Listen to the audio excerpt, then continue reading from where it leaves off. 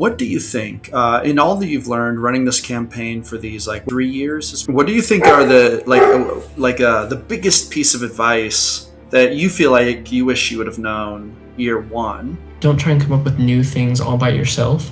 Use what other people have done and then either rip them off if that's allowed, or use that as inspiration. You don't have to invent the wheel. You just have to, make a wheel that's a different size or a different color or, whatever. Hello, everyone. Welcome back to GM Philosophy. This is the next installment in our interview series. Lately, I have been trying to interview more members of our Game Master community to get some new tips, new tricks, new insights, some fresh information, fresh lessons for all of you. Of course, the mission here at GM Philosophy is to empower Game Masters to run better games. And today I'm joined by a very talented Game Master. I've actually had the pleasure of playing with him on a couple different occasions. Really, really awesome GM. Has been in the community for a long time. By the way, you should join us. Links in the description, GM Philosophy Discord community. But without further ado, I'm going to let him introduce himself and talk a little bit about what he's got going on. Welcome to the channel.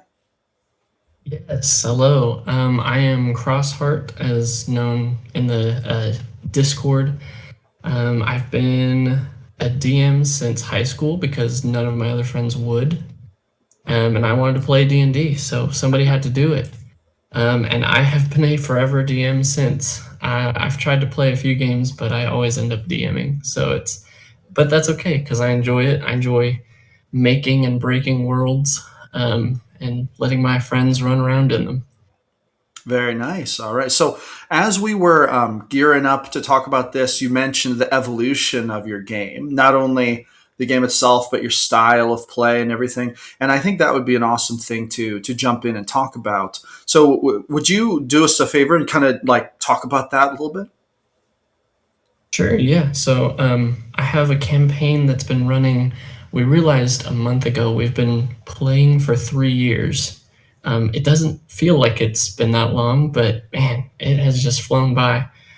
And people have come and go due to time and schedules and stuff like that, the bane of any campaign. But yeah, so it originally started me and my siblings, and I didn't really have a consistent game going, either DMing or playing. So I hit them up, they were free, and I said, okay, we're just going to do a small campaign. We'll see how long it goes.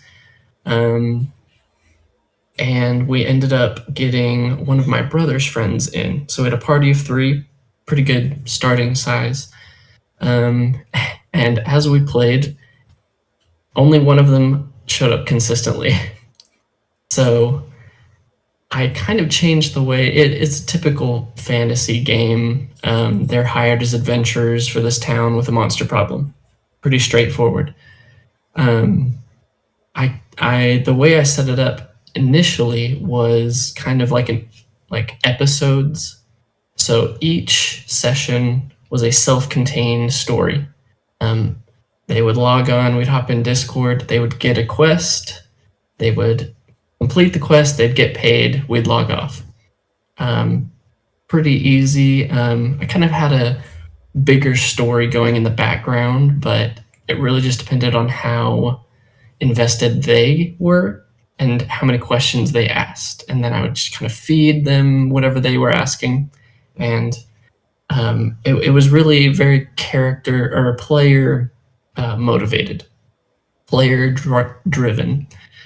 And it still is. But once we got a couple more people in, one of them dropped out, a new guy jumped in. I think now we have 5 players who play pretty consistently. 1 or 2 may not be there a week, but that's easy to bounce around. So the game's changed from episodes to more of what you'd expect of like a long campaign. We still try and cut. I was trying to cut them whenever we whenever we finished the session, I tried to make it a clean ending, just in case a bunch of people couldn't come. But people, they've been so consistent. I'll stop in the middle of combat, and with that cliffhanger of like, this is happening, and we'll pick it up next time. And the fact that it is consistent, and I can do that to really drive that that engagement, it's a welcome change. That's for sure. Nice. Okay, so the that consistency kind of unlocked more opportunities for you from behind the screen, kind of. Absolutely, and it it it made the story mean more.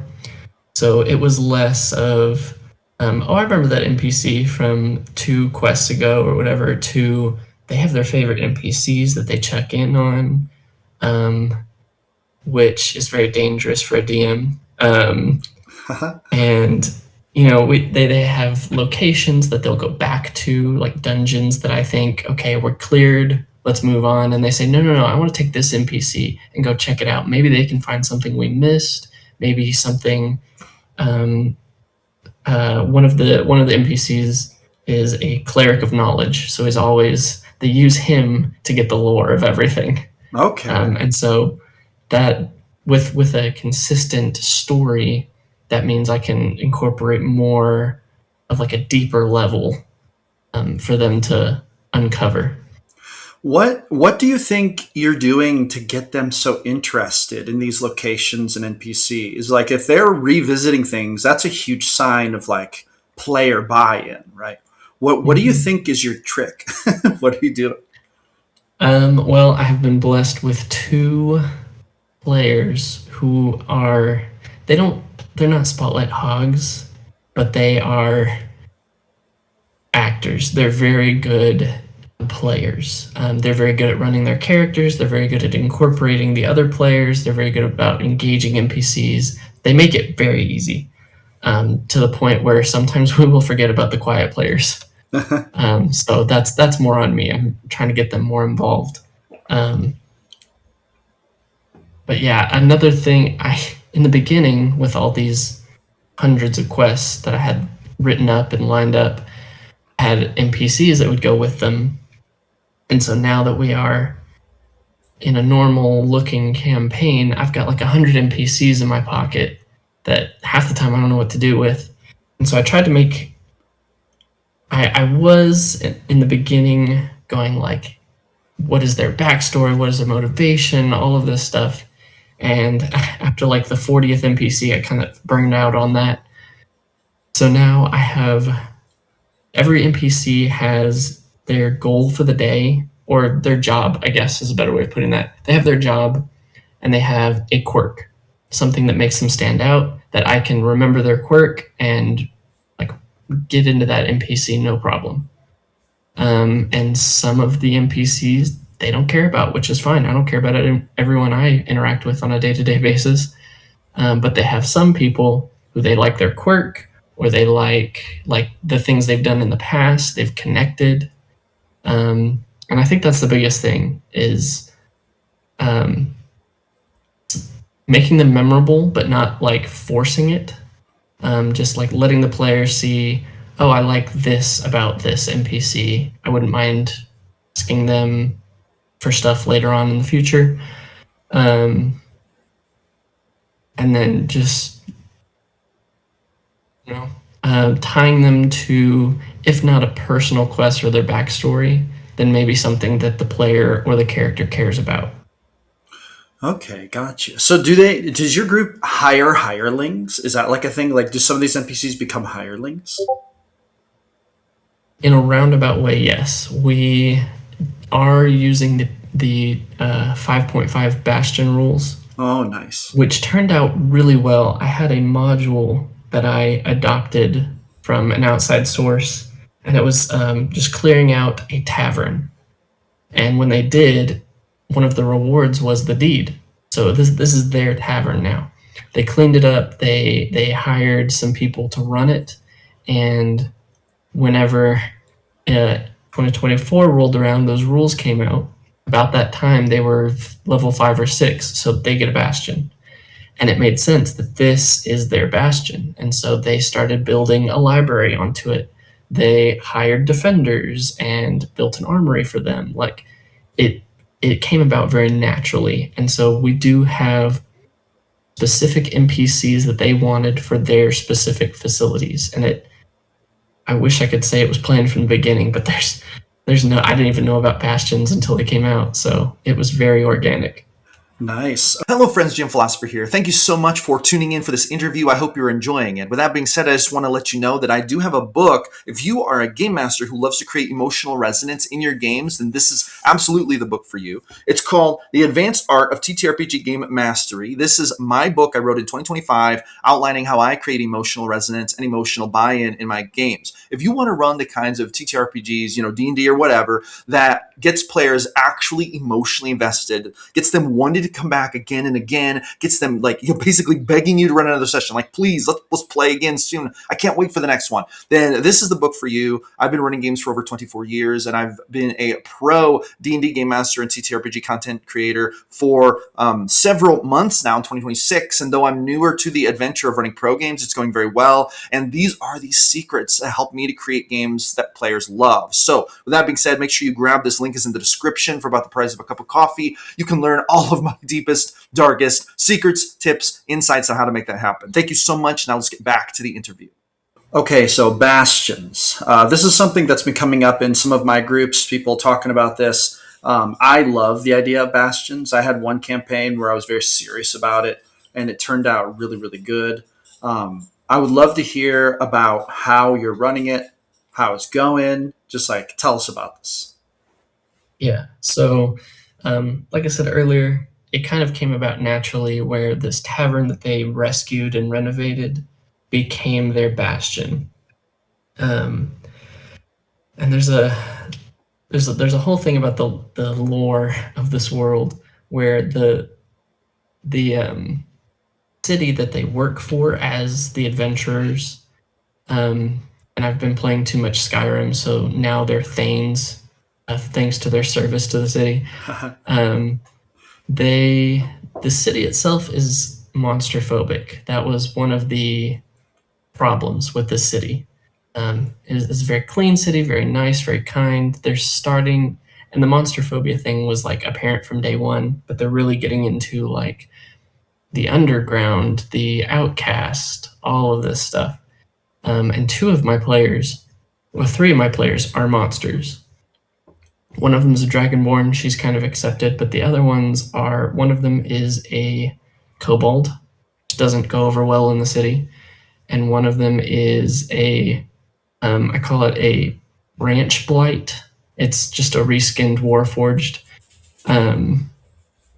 So they're not really welcome in the city. So the tavern is outside the city, but they rescued this wizard who, via a portal, kind of connected their tavern to the city. So it's technically a part of the city, but not geographically. But yeah, so whenever we introduce the bastions, I kind of walk them through. You get all the basic facilities for free, which the tavern already had. So we went over all the special facilities, and each of their characters, they're all mostly pretty different, and so they all picked different ones. They kind of got together and made sure of that, but for the most part, they already wanted different facilities. So pretty much all the level 5 stuff is covered in my party, and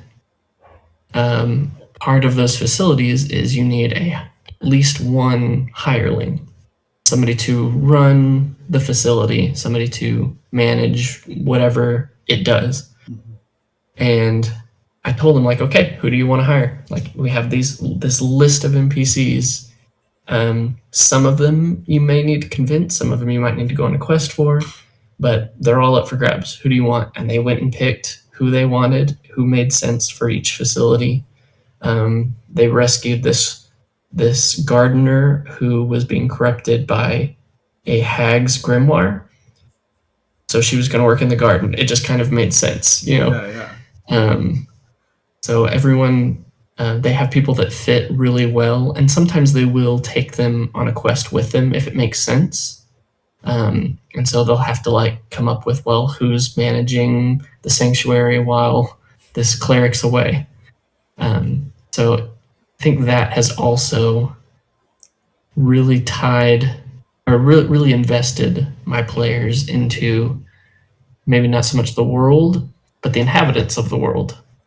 Interesting. Okay, so your campaign is actually an ongoing story, but it's kind of localized. Like they have a hub that they keep returning to, which is interesting because Yes. there's a lot of campaigns where it's constant travel, right? So, but this is a little different. Do they travel a long distance and then come back, or is all the adventuring kind of local?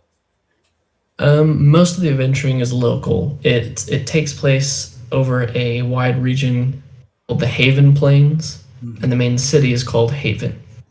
And there's a backstory behind it, but that doesn't really matter.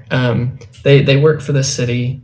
Initially, it was um, it's a trade city. So there's a mountain to the north, there's a forest to the east, and so the city is exports.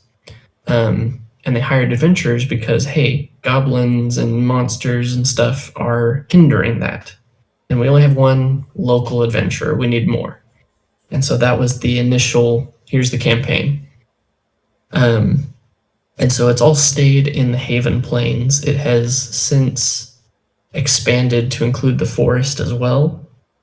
Um, because the way I set up, I kind of wanted it to stay localized. I didn't want to have to worry about a big world map.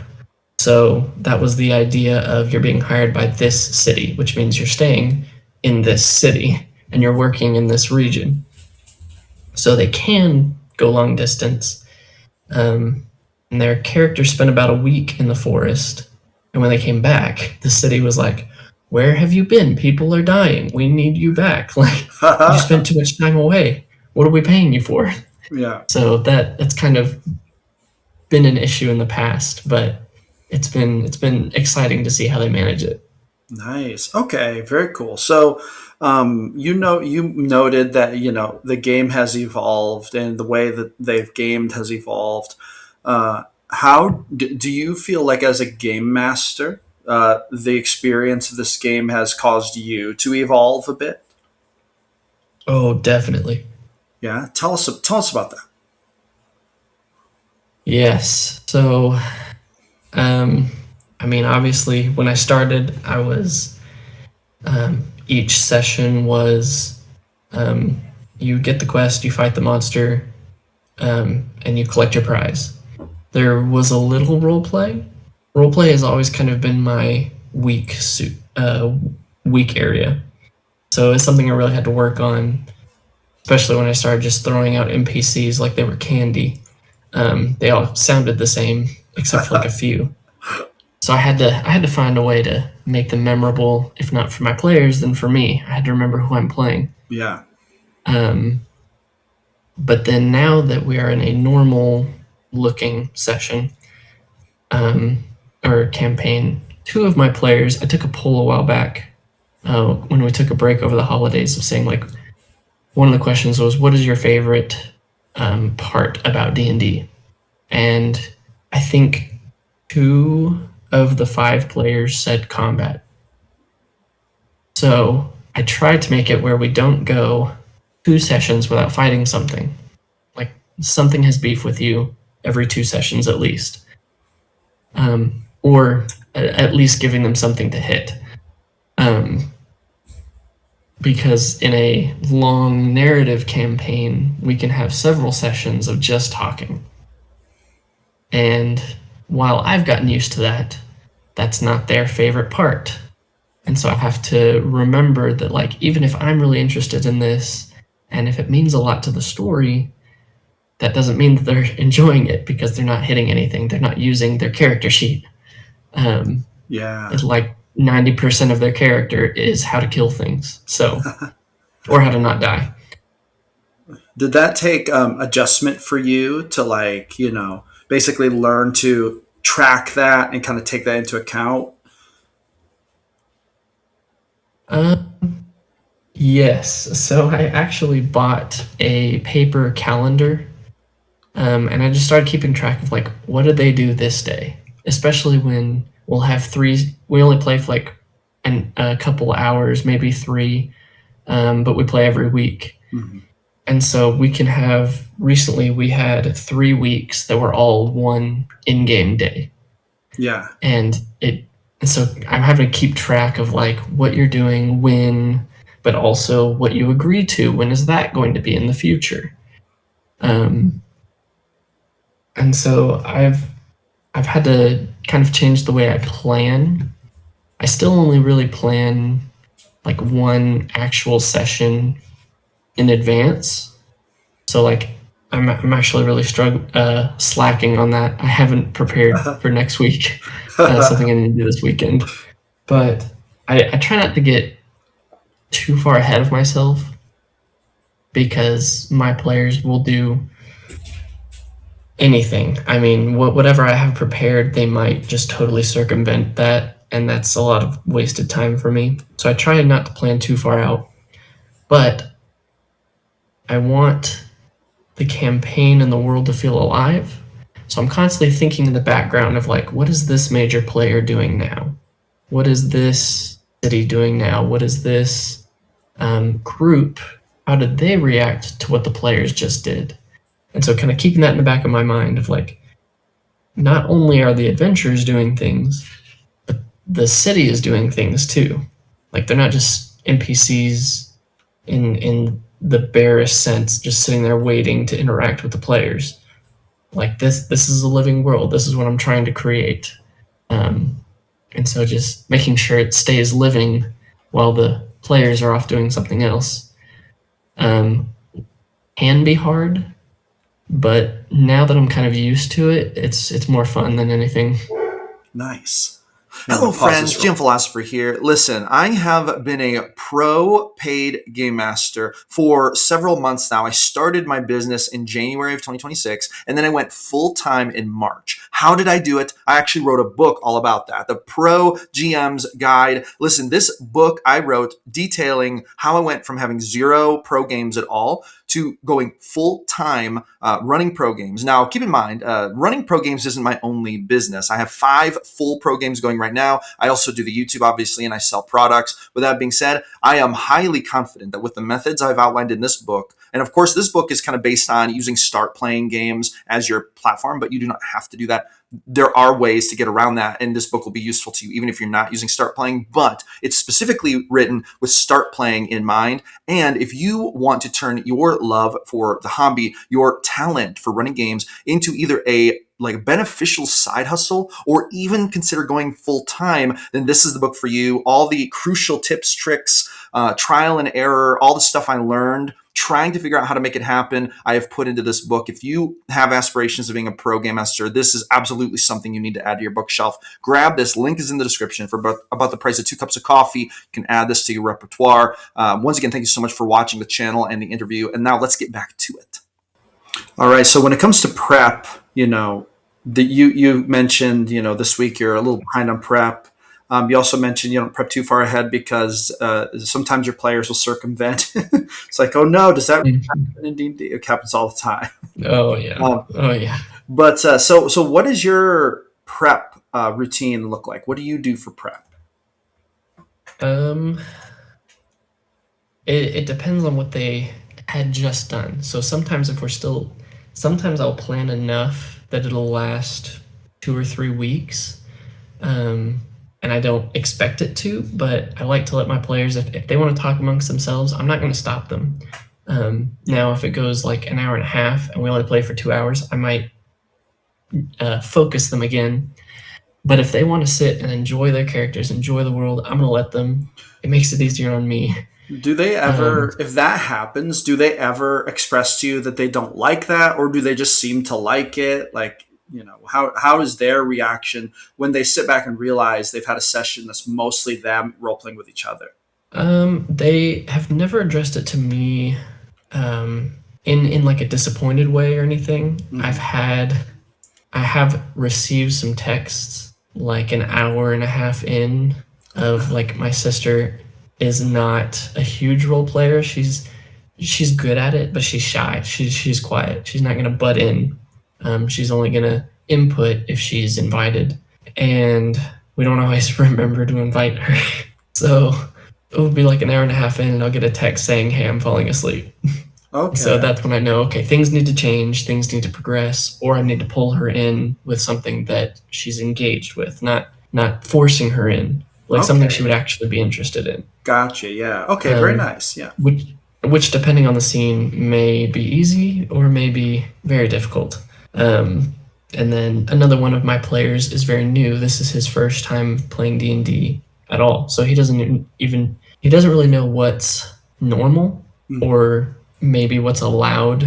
And that might not be the right word, but kind of whenever he sees the two very active players kind of setting their scene and then doing whatever they want to do, he's not always sure if like, can I change it? Can I add to it? Like, so we're still kind of working with that. Like, anything you want to do, like, the very least ask. Like, I try and be very accepting. Like anything they want to do, I want them to enjoy the game. I want their characters to feel awesome. So I want to say yes. I want to always find a way to say yes, unless it's something absolutely absurd. I still want to entertain the idea. Yeah. Yeah. Um, so I don't know. It's again, it kind of depends on the session.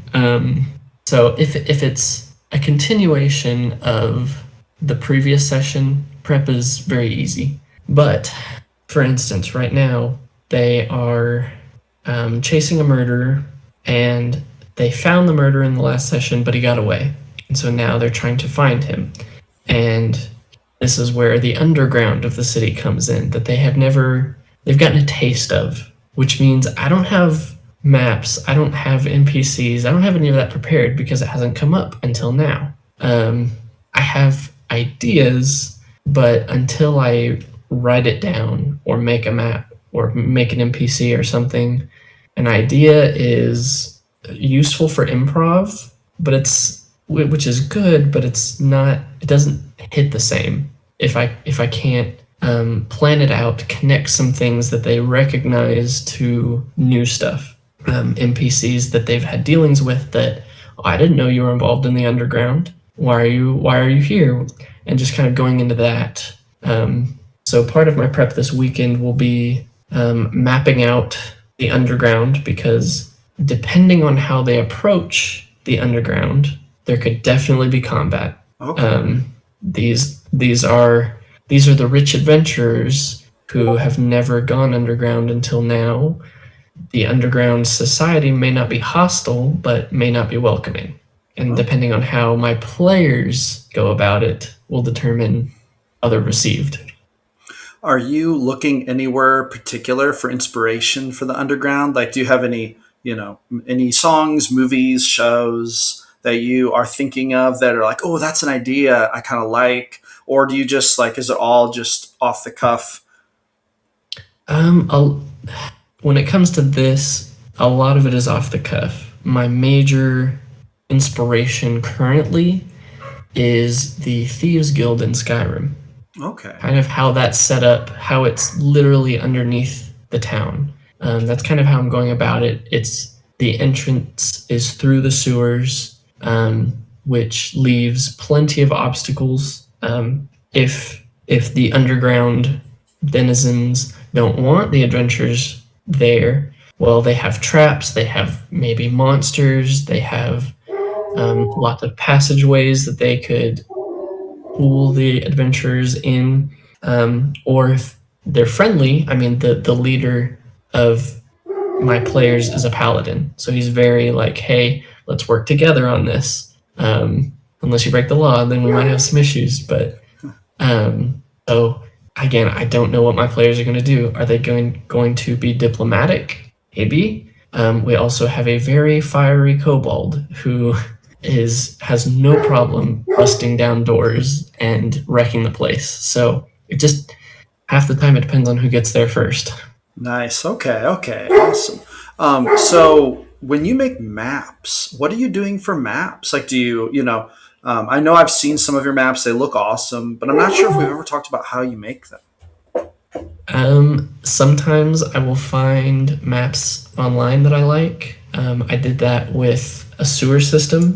I found one that was just a maze of sewers. And I said, cool, this is the entrance. Found a sewer town map, which was a good inspiration, but I don't think I'm going to use. I don't think I really need. If they get to the town and it's peaceful, I don't need a map.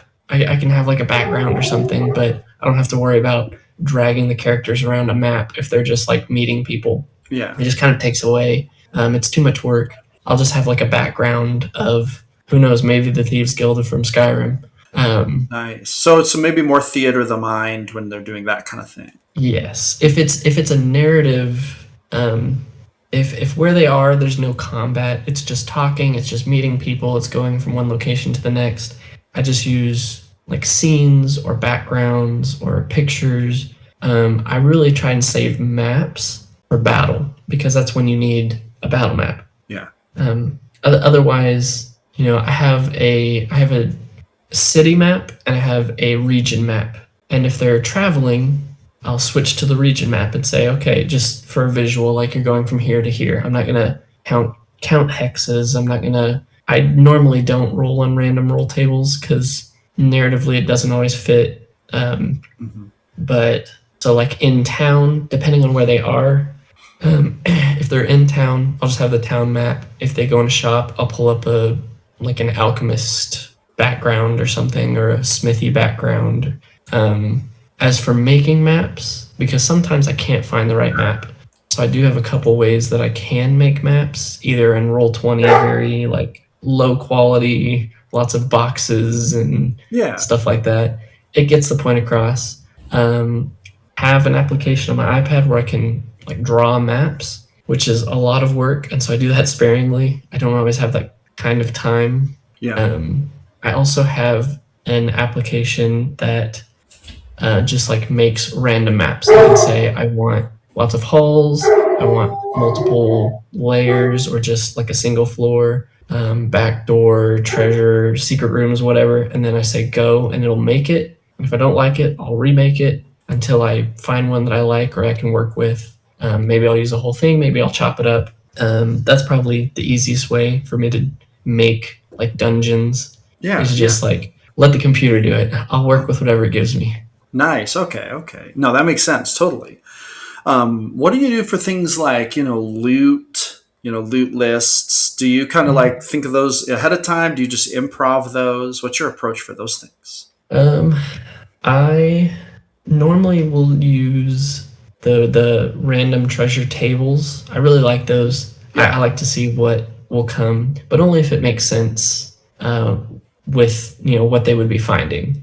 Yeah. Like if they mop up some bandits on the road or something, I'm not rolling on magic items for that. Yeah. But if they're like looting a dungeon, absolutely, I'm going to be rolling on that. And if they do get rewards, I try and give them something, maybe not worth gold, but will help in the story. Like something narrative that, like, okay, so these monsters that we just fought, oh, they have this branding on them. What is this brand? Like, so they were they here on purpose? Did they escape? What happened? Or like a bandit has a journal saying they were hired to patrol this town or this road by G. Who's G? What do they want? Like, so just kind of, even if it feels like just a random encounter, I want it to feel like it means something.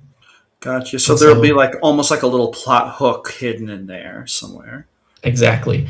And then Nice. it's up to my players whether they want to pursue it or not. I've given them things in the past that they're like, cool. And they put it in their bag and never looked at it again. And I said, Yeah. cool, we'll just keep going.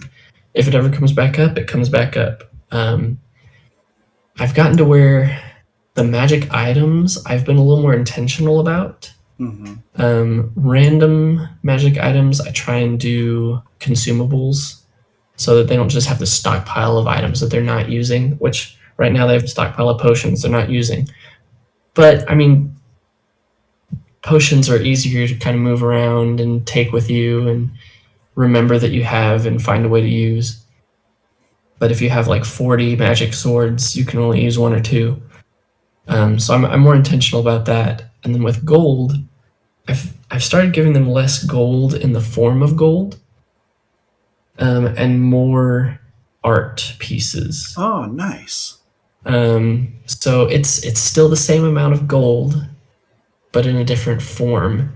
And the last dungeon they were in, I gave them about half the gold in gold and half the gold in items. So they pocketed the gold, obviously, and then they said, "This is cool, but we have to we have to swim through a lake to get out. And I don't want to be taking a bunch of paintings with me. Like, that doesn't make sense." So obviously, they can find a way to take it, or they can say, it's not worth it. We've got gold at home. Let's just go home. Interesting. So do they not just like stick it in their bag of holding? They do have a bag of holding, and I knew this was going to be an issue. So my brother is the paladin, so he's the face. He's also the treasurer. He's the one who like takes care of all the gold, kind of dishes out all the magic items. And not too long ago, we had so many magic items, I was forgetting who had what. Yeah, for So sure. we ironed that out, figured out who had what, and then whatever they're not carrying is in their bastion, either as a trophy or in storage or whatever. And I don't like encumbrance. I don't like weight. That is not something I'm interested in keeping track of. So I told my brother, we kind of worked on this together, of the bag of holding is not infinite. It does have a limit. So what we did is it has, I think, 10 or 15 spots for things. So like if you have 15 potions, your bag of holding is full of potions. You can't fit any more inside, either because it weighs too much or you risk breaking something.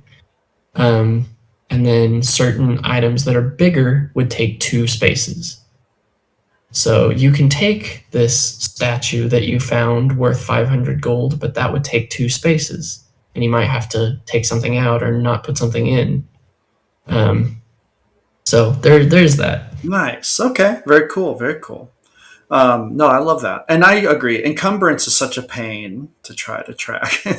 You almost can't manage it as a GM. It almost has to be at the player level. And a lot of players don't want to deal with it, I feel like. Yeah, and I think my brother would, because he's that kind of player. Some players are like that. Yeah. None of the other players would. Do you track ammo, or do you not care about ammo? No. Only one of them is ranged. Well, only one of them uses a crossbow or a bow. And the only time I would ever keep track of ammo is if they were somewhere where they could not restock for a long time. And even then, it would be like after 10 combats, I would say, hey, you're running low. Maybe not 10, but like after 6 combats, I would say you're running low. And then we would start tracking, like, you've got 20 arrows left. I'd be generous, because running out of ammo in any game sucks. So I'm not trying to take the fun out of the game. Like, I want them to have fun. Yeah. But narratively, if it makes sense for them to run out of ammo, they'll run out of ammo. Nice. Okay. Do they have mounts? Do you do mounts? Yes. So early on, they got mounts that they chose and named. Oh. And this is because at the time I had just finished reading The Wheel of Time, where mounts were like named, and then I've also read Lord of the Rings, where mounts were named and like they were invested in. And I kind of wanted to do that too. It became a little more of a pain because we haven't really had like mounted battles yet. That's coming, but don't tell my players. But so they have their own mounts, and they have their own personalities, kind of like the NPCs. They have their quirks. And they kind of unintentionally reflect their players' quirks, which was kind of fun. But my brother, being the paladin, he wants to really get invested in his mount. He's like, I'm a paladin. It makes sense. So we've been working. He's told me that he wants to do mounted combat. He wants to be able to summon his horse to him via the spell. And we were trying to work on a way to like make that make sense.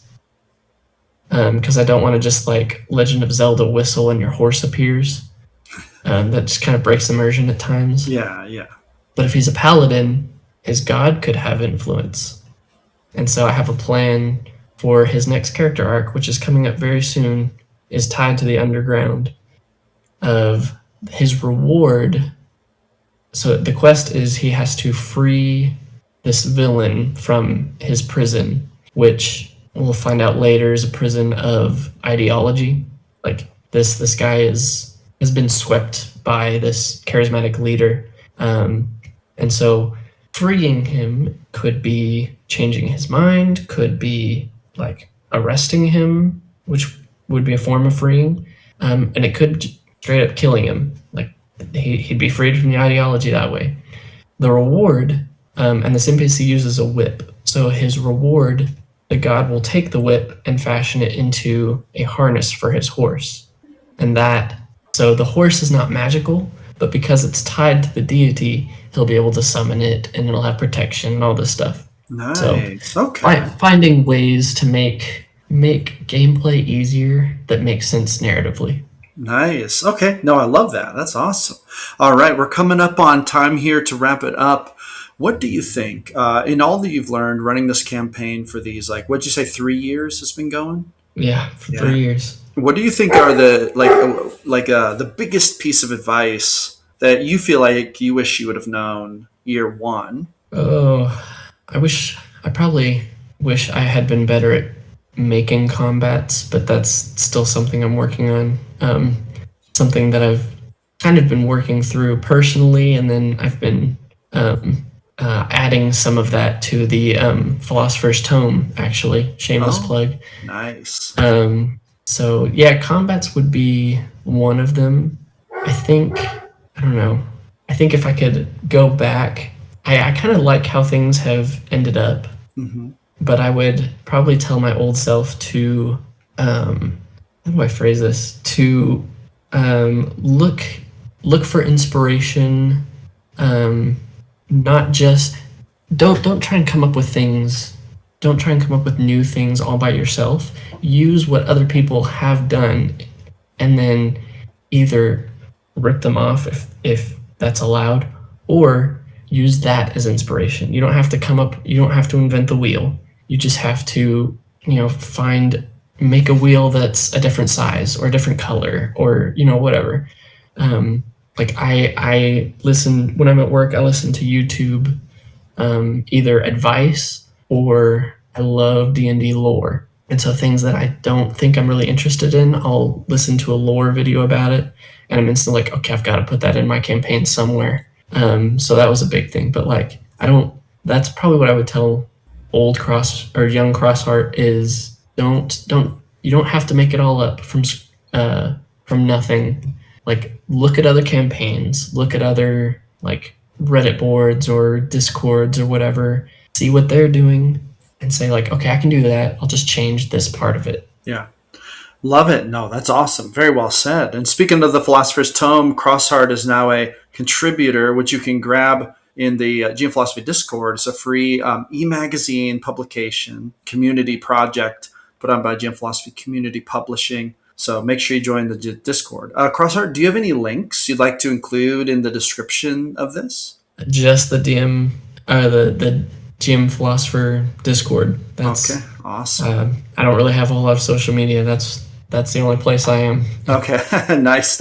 Well, make sure that if you guys want to follow up with any questions, hit up Crossheart in the Discord. Crossheart, thank you so much for hanging out and doing this interview. I really appreciate it. Very interesting, cool retelling of your evolution as a game master. Yeah, it's fun. All right, everyone. GM Philosophy is a place where we empower game masters to run better games. Thank you for listening. Thank you for hanging out with us. Make sure you roll some D100s for me at your next game, and we will see you on the next one. We'll see you.